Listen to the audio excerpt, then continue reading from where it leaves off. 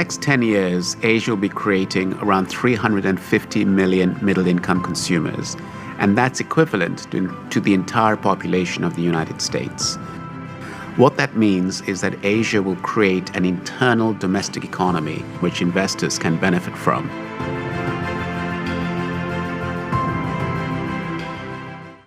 Well, first of all, we believe that the third wave of growth, driven mainly by the Chinese recovery post-pandemic, is continuing.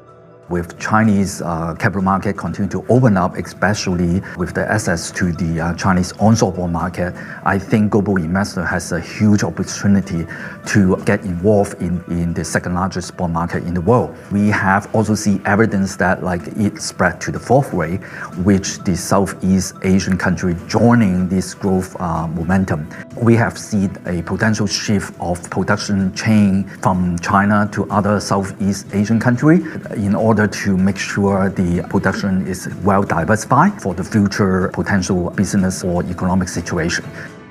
To us, the fourth wave is more than ASEAN really catching up. It's really about Asia becoming really quite a great consumer. And it could be that one day you'll actually see Asia as the leading consumer in the world because of the sheer size of the population, the very rapid catch-up from savings to consumption, just the sheer size of what lies ahead.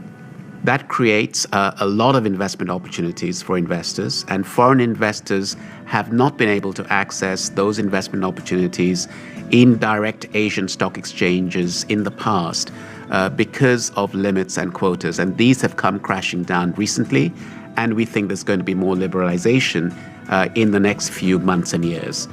Now, those opportunities can be broadly classified into two areas. I would say the first one, localization, where you have the emergence of local companies in Asia through the enormous amount of R&D that they've done in these last 10 years. And they've now become globally competitive, and they're now substituting many of the foreign suppliers into Asia.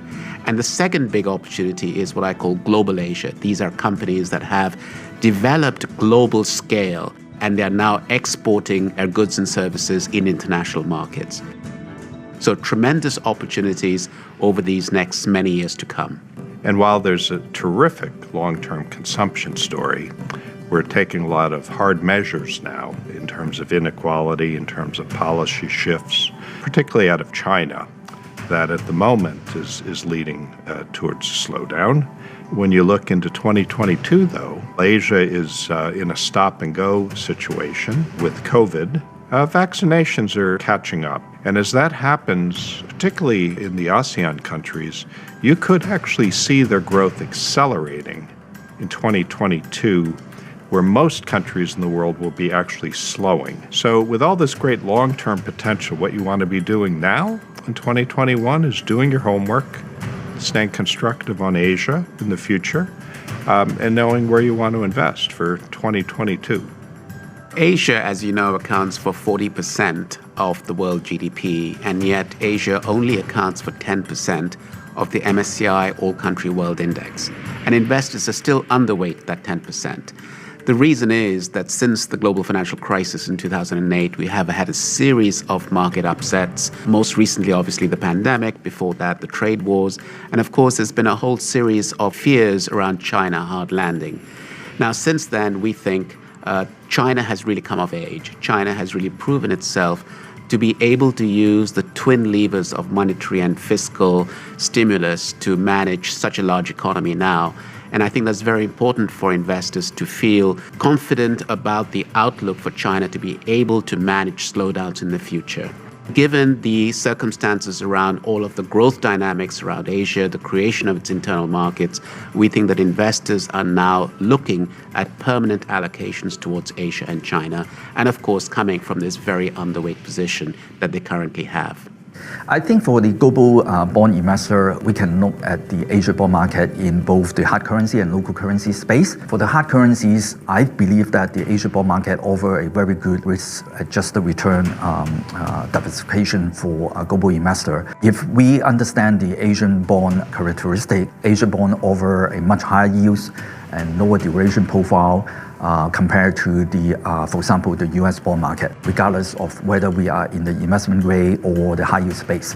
So as a global investor, we think that the Asia bond market offers a very good investment proposition. I think the Asia bonds actually are underrepresented in the global bond indices, despite the fact that the Asian growth are much stronger than the developed market. In the local currency space, of course, the Asian local currency market is very big, but we also have the privilege in terms of investing in the Chinese onshore bond market, which is the second largest in the world. If you are a credit investor, there are certainly opportunities and risks in the Chinese credit market.